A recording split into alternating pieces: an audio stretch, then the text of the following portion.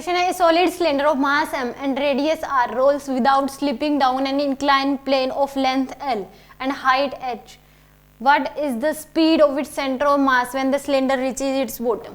यानी कि इस केस में क्या कहा गया है कि इंक्लाइंड प्लेन है, एक जो सिलेंडर है मान लो उसको 3 डायमेंशन होती है, वो रोल करते हुए आ रहा है. ये क्या है यहाँ पे सॉलिड सिलेंडर.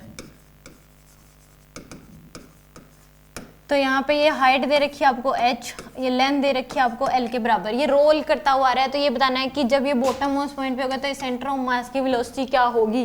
तो यहाँ पे हम क्या लगा सकते हैं, mechanical energy initial equal to कर दो मैकेनिकल एनर्जी फाइनल. तो यहाँ पे कोई भी रफनेस नहीं दे रखी, तो इनिशियली इसके पास ये रेस्ट में था, तो यानी कि काइनेटिक एनर्जी तो क्या हो जाएगी 0 plus potential energy equal to kinetic energy final plus potential energy final. तो काइनेटिक एनर्जी इनिशियल क्या है 0, पोटेंशियल एनर्जी क्या हो जाएगी mgh. इसी को रेफरेंस मान लो आप, तो mgh मास है इसका, मान लो m equal to kinetic energy final. तो दो टाइप्स की होंगी इसके पास रोल करता हुआ है, तो रोटेशनल और इसके पास होगी ट्रांसलेशन.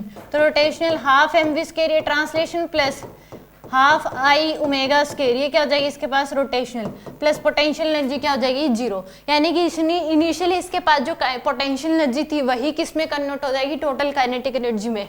तो यहाँ से तो mgh equal to half mv square into में आई की वैल्यू पुट कर दो, हाफ सॉलिड सिलेंडर दे रखा है तो mr स्क्वायर बाय में क्या हो जाएगा 2 इंटू में ओमेगा को लिख लो v स्क्वायर बाय में r स्क्वायर. तो यहाँ से m से m क्या हो जाएगा कैंसिल आउट. तो gh इक्वल टू क्या हो जाएगा v स्क्वायर बाय 2 प्लस में r स्क्वायर से r square cancel v square by में 4. तो हमें बतानी है v की वैल्यू, तो यहाँ से gh इक्वल टू क्या हो जाएगा आपके पास एलसीएम ले लो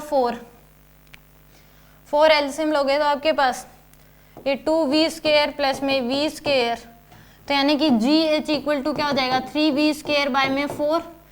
तो यहाँ से हम निकाल सकते हैं इसी को further gh equal to 3v square by में 4. तो यहाँ से 4gh equal to 3v square, तो v स्क्वायर की वैल्यू आ जाएगी आपके पास 4gh डिवाइड बाय में 3.